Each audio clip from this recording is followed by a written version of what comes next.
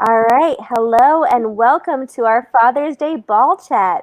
My name is Jessie and I'll be your host for this event. You won't be able to see me when we go into this conversation, and that is by design. I want to be sure that we're giving all of the wonderful attention to our speakers, but I'll be the little background voice guiding this discussion for you.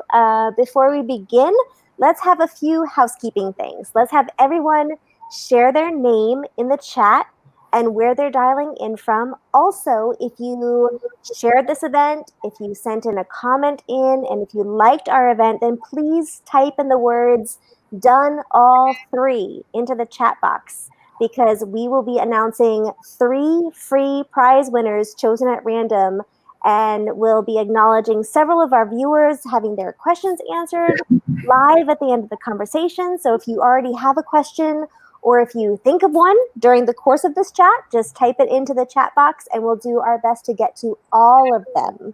Okay, so getting into it. This is going to be a lot of fun. We've already had way too much fun talking to these guys in the back room. I am going to admit I am the last person to understand sports and fatherhood, but in preparing for this event tonight, I have fully stalked each of these guests and I'm blown away by their incredible achievements.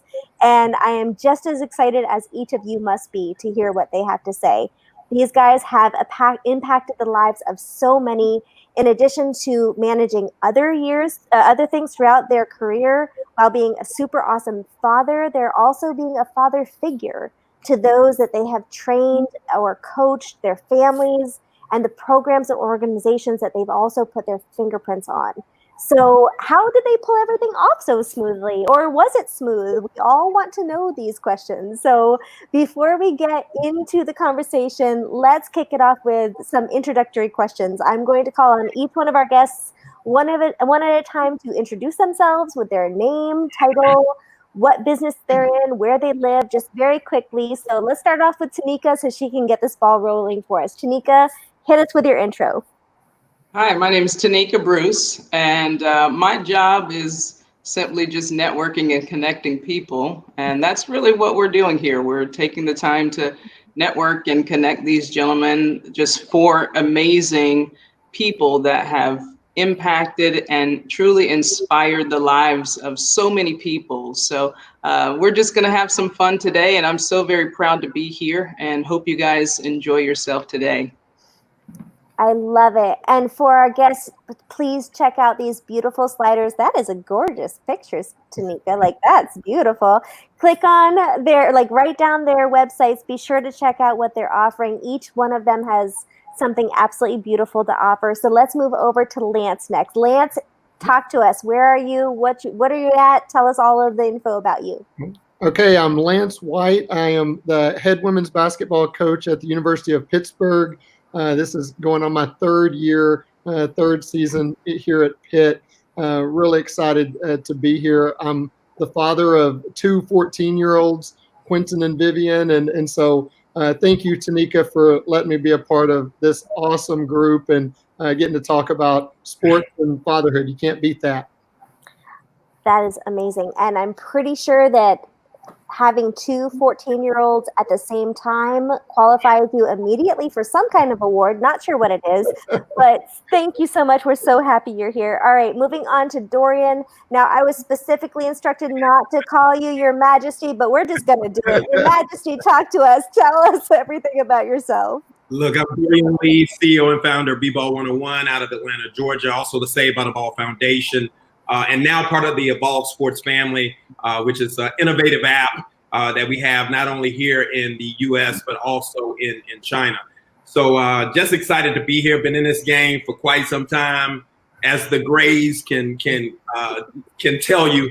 But excited to be here with Tanika. Anything she's doing, I'm down, I'm there. She doesn't have to ask but one time. I love it. And okay, call out how many kids you have, Dorian. Well, no, I got 5 kids. Like, I'm a father. Like, it's different. It's like father, and a grandfather as well. So I have a 2-year-old granddaughter. I love it. As the youngest of 4 children, I have nothing but respect for you. That is beautiful. Love it. All right, Chris, where are you at? Talk to us. All right, I'm Chris Hovan. first-round draft pick for the Minnesota Vikings. Played 11 years in the NFL. Coached 4 years at USF. 1 year at Chamberlain in Tampa. 3 years for the Tampa Bay Storm under Derek Brooks, and really just trying to be a really good dad and a father right now. So, I mean, I could go like in All-American, all that kind of stuff, but I don't want to do that. I'm sure everything that you said was amazing, but I was mostly just like stuck on that top picture of you and that child. That is so beautiful. Yeah, it's crazy. The night before the game, because we were playing the Panthers, and my wife was like, you know what, I feel really, I want to come see you. So she brought her. I mean, that's my first son, and they came on the field and the sporting news. That's how old I am, because there's no sporting news anymore. They came on the field and they took that picture of us, and that's one of the most revered pictures I've ever had in my life. I might actually blow it up and put it on my wall. I'm not sure if that's weird or not, but let's move on. So, Francois, Coach Q, talk to us. Hello, it's so good to see you. Look at that beautiful background behind you. Look at all these books we have to look at. Talk to us. Yeah, my name is Francois Bedell, known to many as Coach Q. I've been a Division I and high school, Division III, junior college basketball coach. I just stepped away from the game this past season. I was at Missouri State, won a national championship, and I'm a 4-time author, speaker, trainer now, and helping people transition from whatever position they are in life through some of the curriculum that I've developed over the last 20 years. I love it. Working on a PhD as well. So, yeah. In all of your spare time. Yeah. Cool. I love it. And I just have to compliment you all on these really impressive photos of yourselves. Like, this is, you know, when you're talking to some royalty, when you have these beautiful pictures popping up on your screen. So it's so nice to talk to you all. Let's go into this little section I like to call putting you all on the spot, because we haven't assigned out these questions. So we're going to just ask you guys a question. If you feel like answering, if this is something that speaks to you, speak up. If several of you start talking at the same time, just talk over the other person and see who wins, okay? All right, so we're going to get into this. So my first question is, what inspired you to get into coaching and training young athletes? Who wants to take this one? Oldest guy first, me, I guess. You win.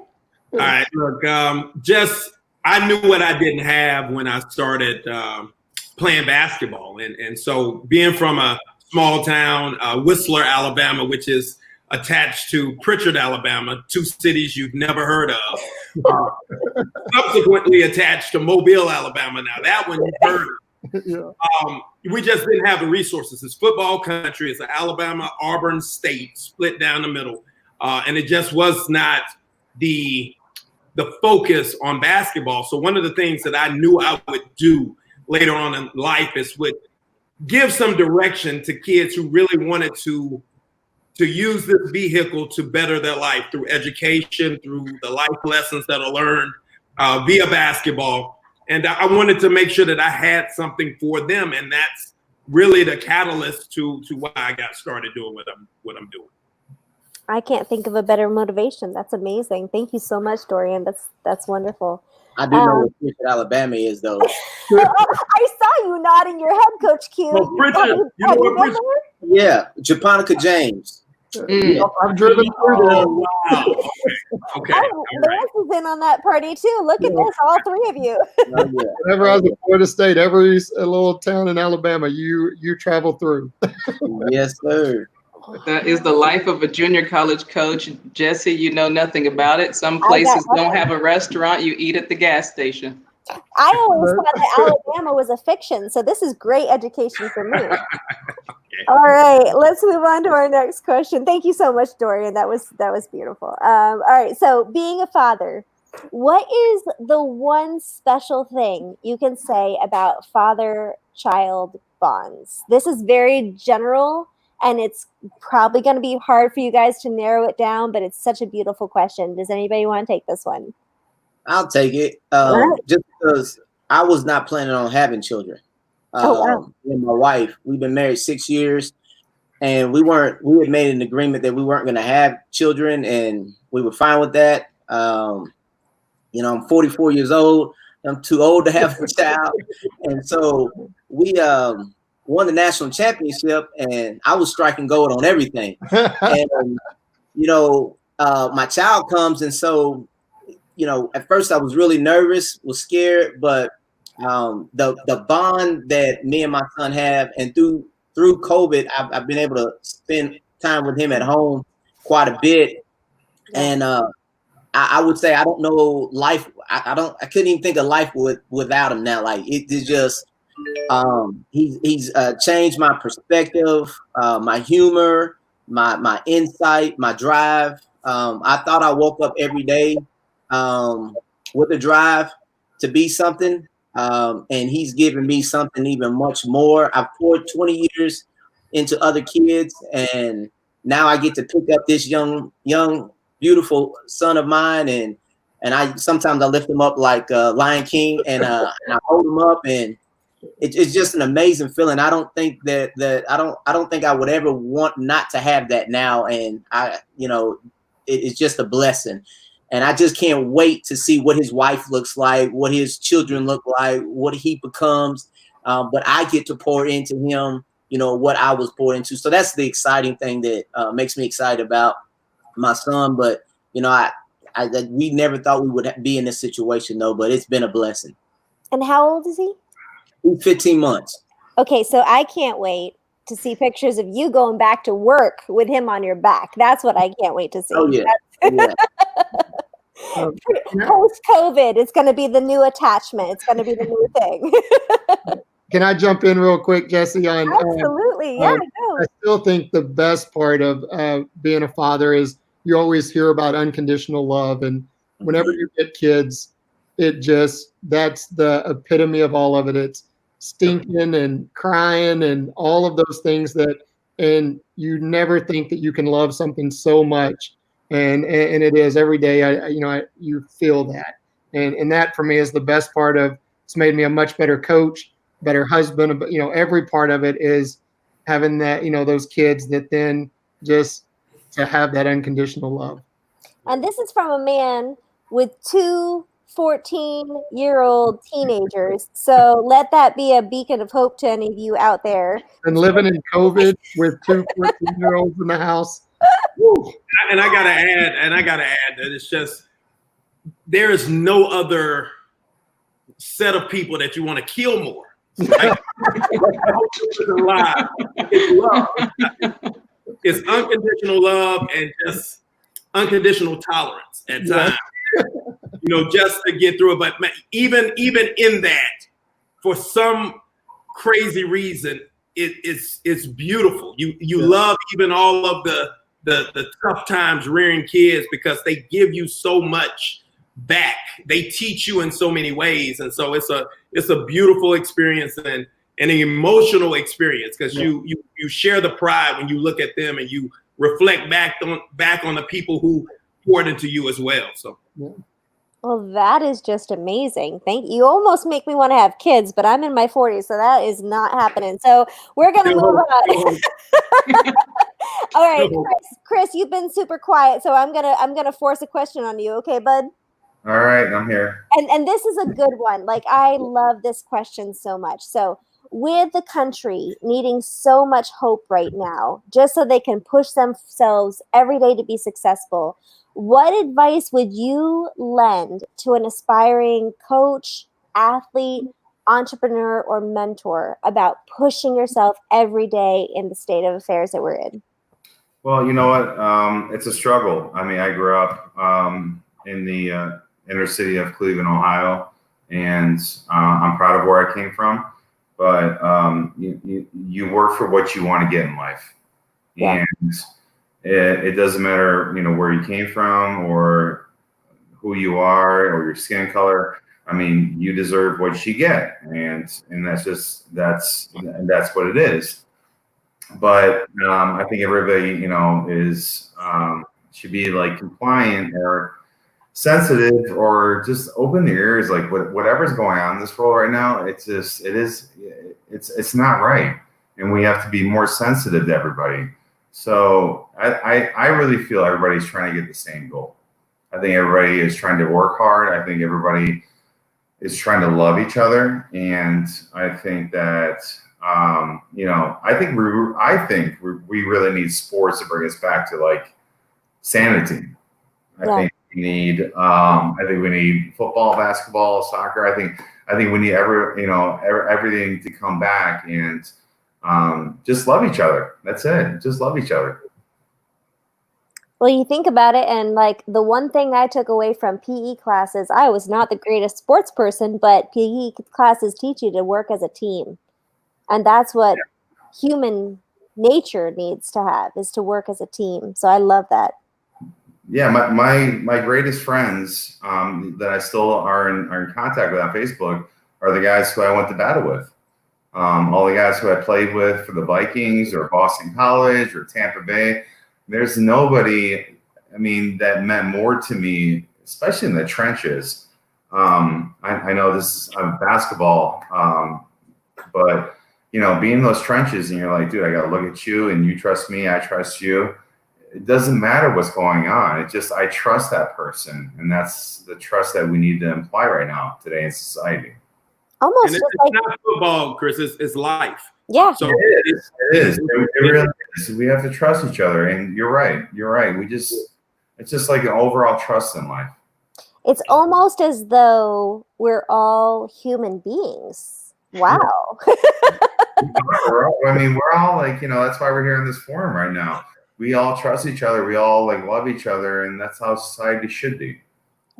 That's what I love so much about sports is, for us, that little round ball really puts us in a position to find out and learn that we are so much more similar than we are different.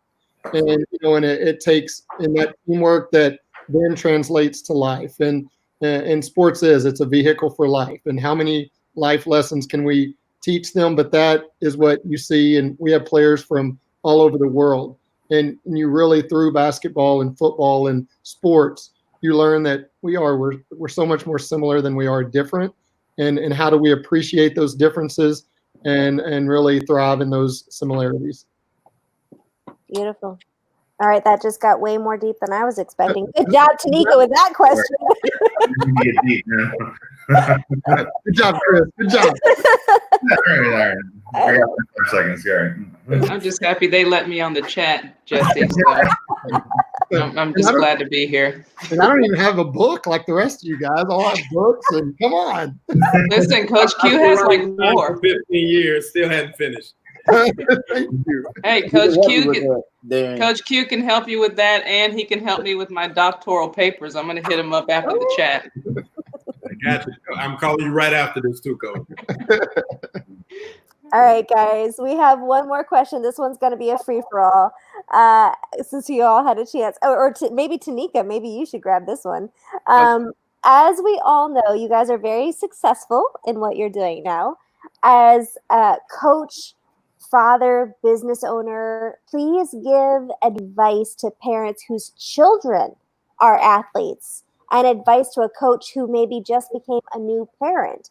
Do you have any advice for other parents that are living what you have already lived and already experienced? I think that'd be good for Dorian. Hey. Because I've seen it in so many different ways. For me, parents need to seek expert counsel, right? And you can't necessarily get expert counsel by sitting in the stands and some other parent telling you how great some coach is or some trainer. You really have to go do your research. And, when I first started training some 18 years ago, it was difficult. It wasn't as difficult because it wasn't as many bodies in the gym. Now everyone is a trainer. Everyone is an AAU coach. Everyone is an expert, which is kind of the consequences of social media. Everyone has a voice in a sense, but you have to seek out expert counsel. And once you do that, you need to get out of the way. And once you get out of the way, you're going to start seeing your kid blossom and grow, and you can preserve the father-son, father-daughter, mother-son, mother-daughter relationship with your particular child. And my advice to coaches is that you have to take breaks. I've had 12 surgeries, 2 ruptured quad tendons, knee replacement, ruptured triceps tendon, got cervical so much stuff, right? I'm just x-ray my body and you're going to start laughing, right? And a lot of that was believing the old adages of when someone sleep, when someone sleep, you're working harder than everyone else. And I had to flip that and say, well, no, when I'm working, tearing up my body, someone is resting and recovering. Wow, what a concept. And so now that's what I tell kids. They have to, when they get in this industry, you're going to have to take time for yourself and take breaks. Oh, it's just like in a game, right? Like if you're on the court playing hardcore for however many minutes you're on that court, you're going to need to take a time out to recuperate and trust your teammate to jump in. That's just part of having a partner, having a team to keep yourself going. Was that good? Did I do a good sports analogy there? That's pretty good. I always think too, as new parents, there's a million different ways to play the game of basketball, learn football, and different coaching styles. And same with parenting, is parents have to parent what they need. And some parents need constant, kids in the room, and other parents need that space and put them on a schedule. And so that's what I, as a coach and as a parent as well, is that a lot of time it is what the parents need. And there's a million different ways to do it. And so you got to find what's best for you and trust your instincts and love your kid as much as you can. And, but I totally agree, Dorian. And again, we see it so much of, is you got to get out your own way. Is that you can't live their life through you, and you've got to eventually. But it is early on. It's about the parents. For sure. I mean, what I've learned, to be honest with you, is, Florida is not so open to hockey. So the car rides are the biggest time that you get to talk to your child. Wow. And, it's not so much about the sport. It's about what's going on in their life. It's about listening to them, and it's about hearing their problems, hearing their frustrations, because really sports is secondary to everything, in life. It's great motivation, but hearing your kids talk, listening to your kids talk, and trying to understand, trying to be a parent. And that's how you are a parent. So on the way there, if I drop him off, he's like, all right, this is going on, or she said this is going on. On the way home, like, okay, we can form a solution to this. So it's about parenting. It's about, sports and trying to be a better parent in the same realm.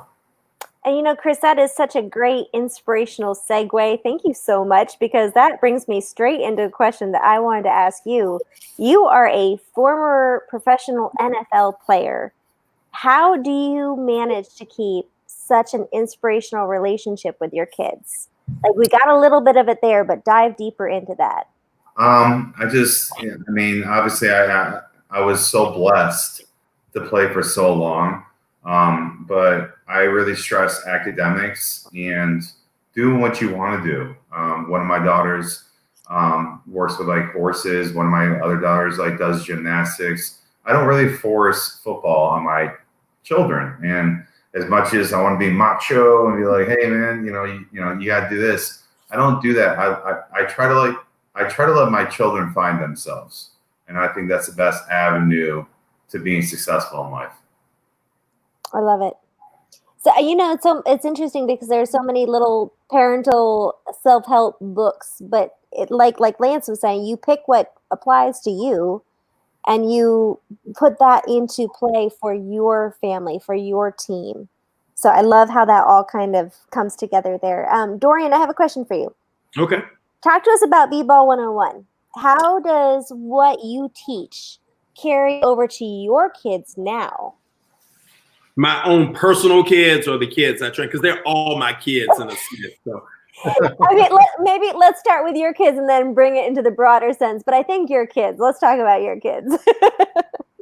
Really, basketball is the family business. My ex-wife was a former WNBA player, all-time starts leader in Florida history, and it's what we do, right? And if you were a Walton, you would be in the retail business at Walmart until you figured out what you were going to do. If you're a Hilton, you would be in the hotel industry until you figured out kind of what you wanted to do. And what I stress to my kids is that this is an amazing platform. You won the genetic lottery. All you have to do is do a little work, and you can use the income from this to venture off into other things. And I'm trying to get them to process the fact that you don't like school. You're not going to like 90% of us aren't going to like the jobs we have. So what you don't like basketball right now, just dig deep, get paid, do what you have to do, impact your community, and pay dad his 10%. And that's all we want. The agent fee. That's it. The agent fee. And they can fire me after that. After the first 7 contracts, they can get rid of me. Yeah. Can you tell if your sons are watching what you're doing? Yeah, absolutely, because I always do the intros to all of my videos. Hi, I'm Dorian Lee, CEO and founder of B-Ball 101's Elite Player Development and the Save by the Ball Foundation. They can repeat. They were up in there doing it one night in a room, and I just pulled out the video camera and I was like, "These are my kids," and they had it down. I've never sat there and rehearsed it with them, but just listening to me over and over again, they got the whole spiel. So they got to take over the company. They just cornered themselves, painted themselves in a corner. They got to take over the company. So Isn't it amazing whenever you hear your kids sound just like you and you're like, wait, and you can't hold it against them because it's you. And you're like, oh. So funny, man. So funny.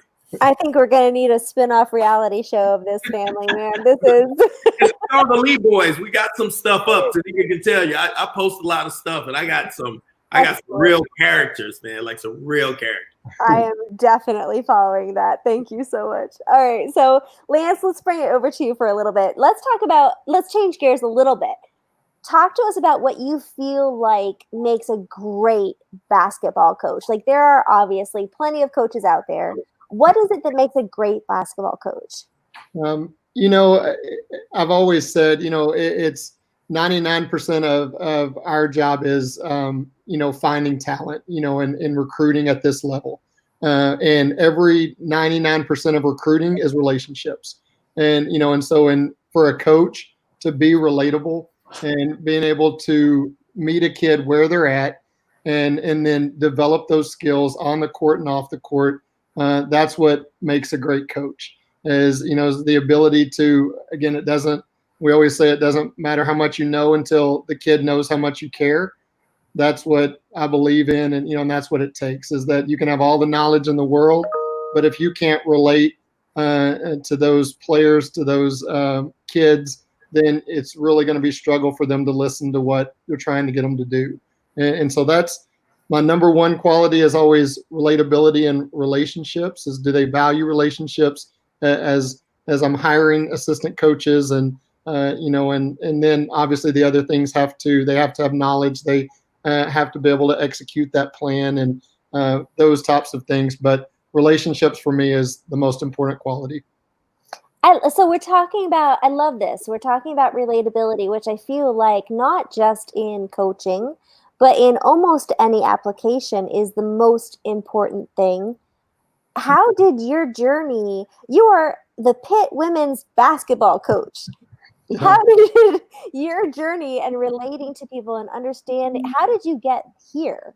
Yeah, no, it's crazy. And, and whenever I look back I've always been somebody who's just put my head down and worked as hard as I could, and and tried to make everyone around me better. And and I was fortunate enough to jump on with Coach Sharp at Texas Tech, and my first year there was the year we won the national championship with Cheryl Swoops, and I thought, God, this is the easiest thing in the world. You get a great player and let her score, and then you win a national championship. I thought, this is easy. This is what I want to do the rest of my life.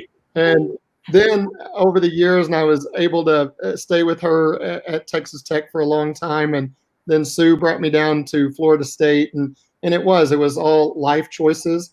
My wife was finishing her doctorate at the time, and Sue called and couldn't leave then. My wife needed to finish, and then Sue called again, and I said she's not going to call a third time. So we got to go and try this. And so then was down at Florida State for 15 years. And again, same mentality of just working as hard as I could. And, and then things would happen. And again, you had other opportunities. Had my kids down in Florida, and that's all they knew. And then Pitt called, and and so it was. I've been really fortunate that my wife always says too, she wanted to marry a coach because we were going to travel, and I've been Lubbock, Texas, Tallahassee, Florida, and Pittsburgh. So I don't know. Yeah, sorry, dear. Great destinations too. Great destination. But it is. It's on answering of just how it happened. I don't know how it happens, and I think you've always got to develop your reputation, and in what you do, and work as hard as you can, and then things will happen to you. I love it. I'm sensing a theme here about hard work. It's making me want to work harder, guys. This is hard for me right now. All right, let's bring it over to Coach Q. You're being awfully quiet there. Let's talk to you for a little bit. You were already successful in top positions, making great money. I don't want to spoil anything here, but you just were having a larger status as a basketball coach. What made you opt into life as a mentor and a personal development coach, speaker, author? What brought you into that world that we're talking about right now? Well, I've entered it full time. I've been doing it for the last, ever since I got into coaching. So it wasn't something that was just random. Got my master's in counseling. I got my working on my doctorate in strategic leadership. So, but it's been something I've been doing for a long time. I just happen to be doing it in coaching. And so, it was a easy transition. I had a training company. I trained for, 15 years, and all those experiences allowed me to kind of really realize that, I can do this full time with professionals and also students still. But it was just an easy transition into something that I've been doing for a long time. I love it. I love it. And how do you feel that you've left an impact on the players that you have coached? I think the impact is left by the communication. They give phone calls. I still get phone calls. I still get advice. They still call me. They still tell me they love me. I'm the best coach they've ever had. So those things tell me that I did the right thing. And I would say there's 4 or 5 that, would say something different, honestly. But the majority of the kids, young ladies that I've coached, I'm either mentoring some of them through businesses. I'm helping them through one's going to be taking over father's company in Croatia. We're talking every day. So, if they didn't trust you and you didn't do a good job, they wouldn't ask you for those type of things. And then I guess the biggest respect that you get is when your kids ask you to be in their weddings.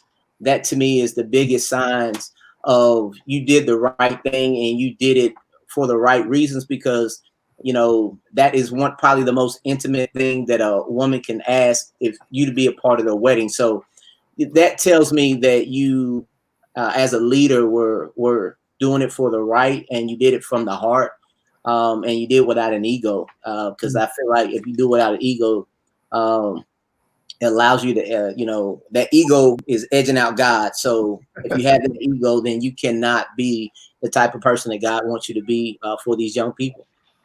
And as a participant in this wedding, what were you, groom or? Flower. Oh, excellent. Good. I need photos of this immediately. Yeah. Excellent. Enjoyed that, and I took it on. I was throwing them really good too. Oh, yeah. Good. All right. So we need video is what you're saying. Excellent. Okay. All right. So I feel like we've gotten a good idea of each one of you guys. So anybody who's watching right now, I'm going to take a really quick break and say, if you have any questions for these guys, write them into these comments now. Type in where you are, any questions you have for these guys, so that if you do have anything, we can ask these guys at the end. But we're going to bring it back over to Chris now. Are you ready for this? Chris, you still awake with us? I'm here. I do have real quick, Jesse, I do have a quick question. Yeah. And the question is, and maybe, Chris can answer this one. How do you deal with if your kids don't want to play the same sports as you, or they're not athletic at all? Ooh. Lance is going to try to steal this question. You get new kids. I didn't get genetics. Chris's genetics. No. It's tough because, my kids come to my office all the time. They see all the accolades I've done. Like I said, I've been so blessed throughout my whole life. Very blessed that I've been able to play at a high level and been able to contribute to the community. But at the same token, though, they have to find their own passion. And, my oldest is not a football player. He's a hockey player. My twins, they're like night and day. One does gymnastics, one does horseback riding. I'm cool with that. And then the young one, like I said, he's Bam Bam. So I just let him go out there, and so does my wife, Jamie. Jamie is so awesome at just letting them find themselves. And that's the only thing you can do as a dad. Just let them find their passion. And that's what it is in life. Find your passion. And I feel the biggest thing is, yes, sports are so important. It's such an integral role in society. But to find that passion to help your community and help one another, that's it for me. I love it. I almost feel like it's the child's role to find the thing that is as completely opposite of what it is that you do. They're passionate. I don't expect my kids to be a nose tackle like I did. It's like it's like playing in rush hour traffic. So I don't want them to do that. You like the NFL? I will choose unicorns. That is my new. I think it's more safer. Excellent. Well, thank you for that. Thank you, Tanika, for that question too. That's excellent. All right, Dorian, I have a question for you because I am all about systems. For me, systems are everything. And you came up with a player development system. How do you know if and when you're a good fit to train an athlete? Because I know you have a ton of players trying to get into work with you. How do you manage that? How do you make sure you're the right fit? All right, so I'm gonna come back to that, right? Okay. Because we talk about ego, right? And ego, and I wanted to say one of the big things about being a father, or parent, or whatever, coach, what Coach Q just said about edging God out of the ego. Most often, our kids become an extension of our ego. So when they're not living up to what we think they should be living up to, it becomes one of those situations where it's a lot of pressure. It becomes a friction filled relationship when you have to step back and say it's okay that my kid isn't the best in first, second, third, fourth, fifth, sixth, seventh, eighth, all the way up to being the best player. We only talk about end game. And that's one of the big things about the ego. Now, for me, I always have the same thing, right? And I hope it doesn't sound arrogant or whatever, but when people call me, and usually it's like an interview process, it's almost like, why should we bring our kid to you? And I'm like, well, 18 years ago, I was on trial, but 4,500 players later, 120 plus all-state selections, 7 or so NBA players, 400 pros worldwide. I'm not on trial anymore. So what I would ask many of these parents to do is to go invest, because it's an investment, to go to other trainers and come to me last. Now you're able to separate what makes me different from everybody else, because without it, you always have something in the back of your mind. And we go back, Coach White, to the people in the stand saying, well, my trainer, blah, blah, blah. And you believe it because you haven't seen everybody out there. Right. So for me, it's more of, people say you'll turn business away. I said, no, it's not turning business away. It's solidifying what we stand for. And if you're not going to come with the type of work ethic, commitment, dedication, coachability, unfortunately, our players are a resume. So it's not a good resume if we can't get you better. And nothing is magical about me. It has to do with the player being a willing participant in his own development. They have to consent to me helping them get better.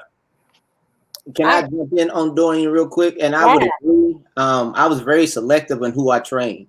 I would not just take anybody. Thank you. Because at the end of the day, you cannot spell success without the letter U. Okay, think about that. And so I just feel like I was taking money. And again, I'm not Jesus. I can make water into wine.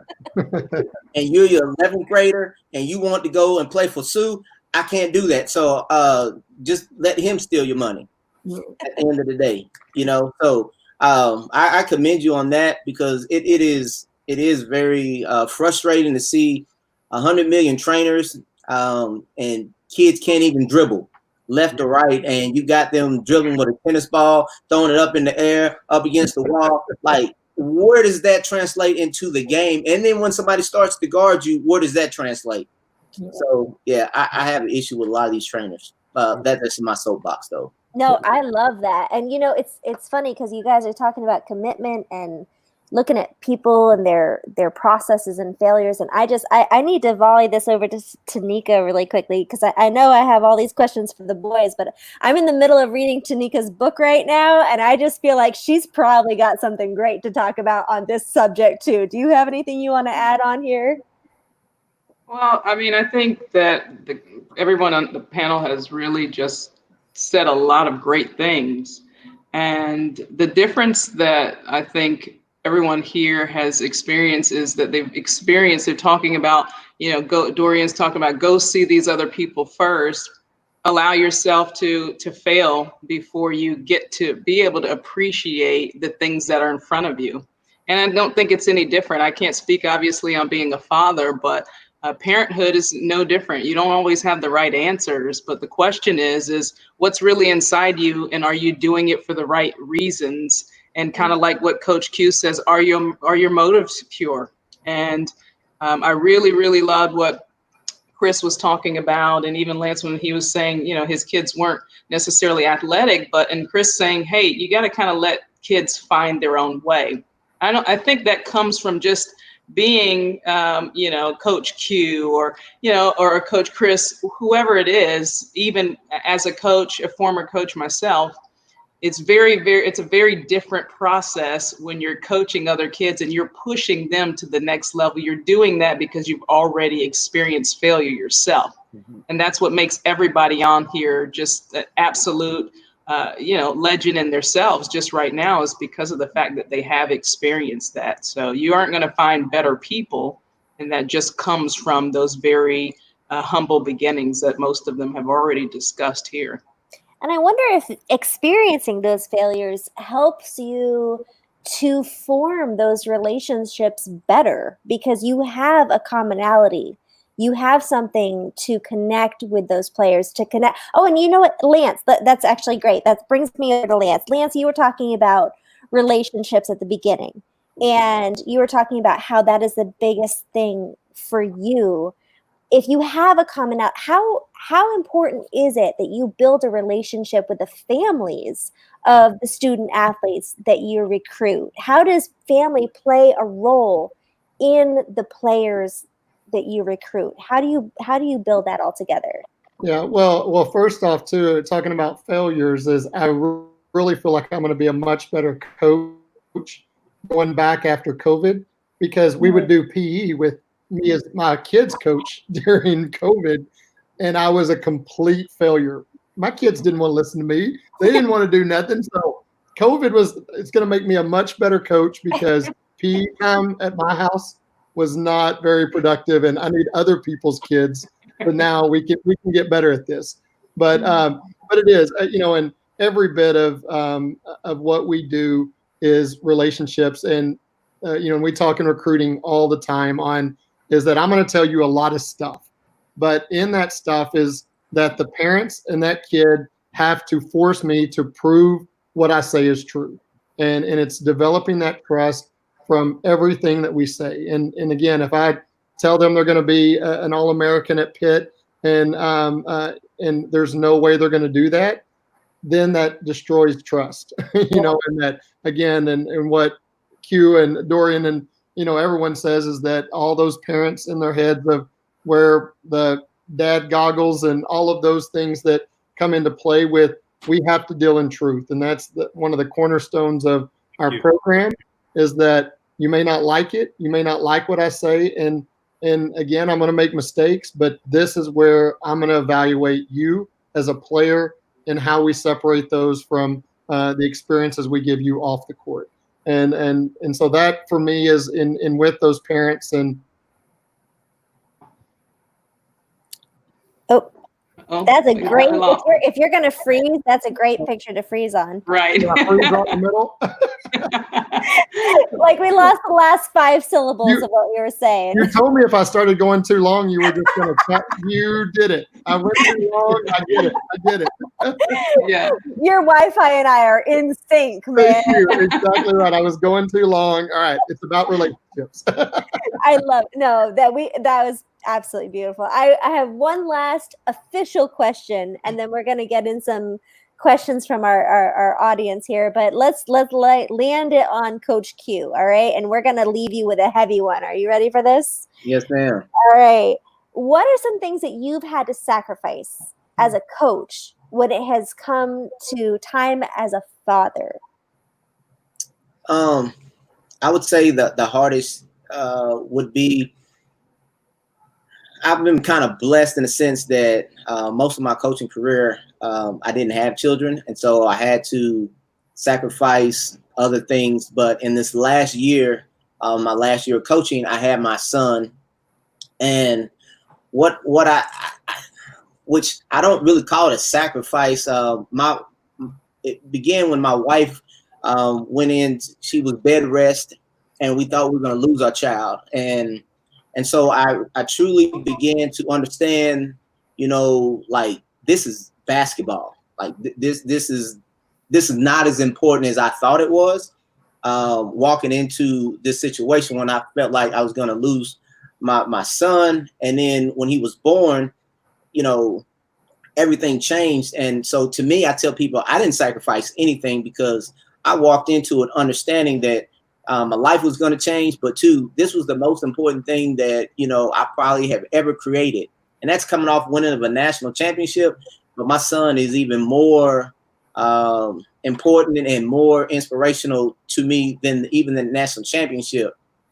But what it gave me was, what I did achieve was that I got a different respect from my players when I had my child, which was the craziest thing ever, is that they totally looked at me completely different. And then, even now they do, that I'm a father, and they love it. And so I don't know if I sacrificed anything, but I know it changed my life, and it changed it for the better and made me a better person. So what you're saying is having kids is super easy. Everybody should get you one. No, I wouldn't say that, but it sure makes you feel good. I love it. It does. All right, we have people concurring, so that's all. Thank you so much. Thank you all so much. Let me take really quickly one question from the audience. We have LV Hughes Jr. saying, what advice would you give a young person who wants to be a coach? And this is such a great question, because it's taking it from the opposite perspective, something that, if you can remember this far back in your history, when you were first starting out, what would you give that piece of advice? I will take it. I applied to 140 jobs when I first started, and I got rejected 140 times. And so I tell people all the time, success is just on the other side of failure. And so after the 150th job that I applied for, I got an opportunity to be the director of operations and the third assistant. And I tell people, if you want to do something, understand it's not for the money. I saw an opportunity and I went and I slept in my car. I slept in the office, and I made $13,000 when I started. $13,000, no insurance. And that was my first Division I job. And for the next 10 years, I didn't have the luxury like a lot of these coaches walking in. I famine before I feast. And I had to scrimp and scrape, and 13,000 was the most I made in 10 years. That was the highest paying job I had in 10 years. And so people don't really truly understand that when you live this life, like I'm behind in some areas of life financially because I live my passion. Make sure that this is something you want to do, and make sure that you're going to live for it, because at the end of the day, if you're not willing to live for it, then it's not something you really want to do. And it's not something that you will go through the ends of the earth to achieve. And for me, I was able to accomplish everything I wanted to do in coaching. I won a national championship. I got to coach in the SEC. I got to coach against Pat Summitt. I was in a Sweet 16 against Sioux Samurai.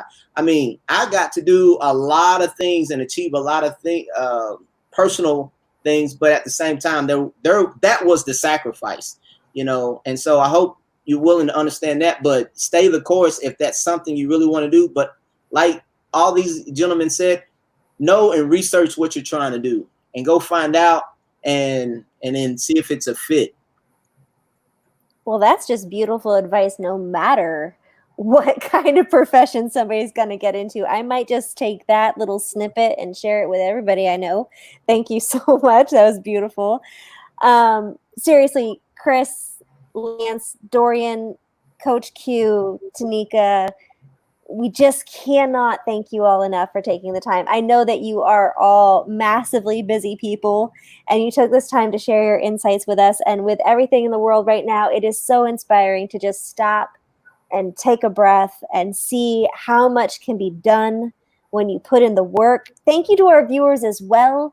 Your questions and likes and supports and all of this for these amazing humans, it does not go unnoticed. We really appreciate you as well. And on that same note, let's talk about our winners. Tanika, do you want to announce the winners? Yeah, I do. All right. Drum roll. So I have 3 Starbucks gift certificates, and one goes to Coach Coburn. Coach Coburn. So you guys private message me and claim your prize. And then we've got $50 we're going to give away. Should I do that now, or should I wait till the end? What do you say? I'll wait till the end. Okay, we got Miss Pamela Parker, who has won another $5 gift certificate to Starbucks. We're liking Starbucks here. And then we have $10 Amazon gift card to Roman Diaz. Love it. Roman Diaz. Okay. And then $50, a drum roll. Miss Nicole Cole, $50 gift card. Nice. Actually, no, that's cash. It's $50 cash. So you better let me know and cash it. Nicole says, a great inspiring fathers and sons. So Is it too late for me to get into the drawing? yeah. Hey, you might have to fight. You might have to fight Nicole for that. So, but Nicole, gentlemen, I really appreciate everybody getting on. It says lots of things about your character, that you've taken the time to just inspire us all today. And we're just going to leave with just some parting things, and know that you can connect with any of these gentlemen. And we have just a quick little slide for you, just saying Happy Father's Day, because we appreciate all of you.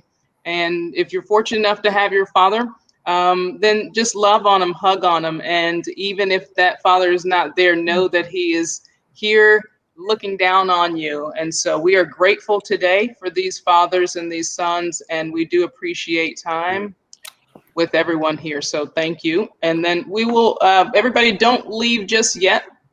We're going to disconnect our host, but we're going to talk a little bit and just kind of show a little bit of something if you want to connect with each one of these for training or man, Coach White, I was like, I don't have a daughter to send you, but I definitely, stick around, but maybe you need to be a Gator by the time my kid's ready. Okay. Work on that.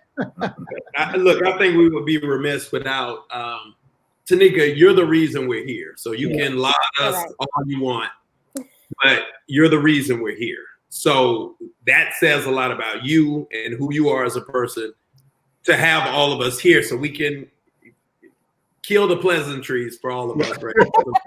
I just work here.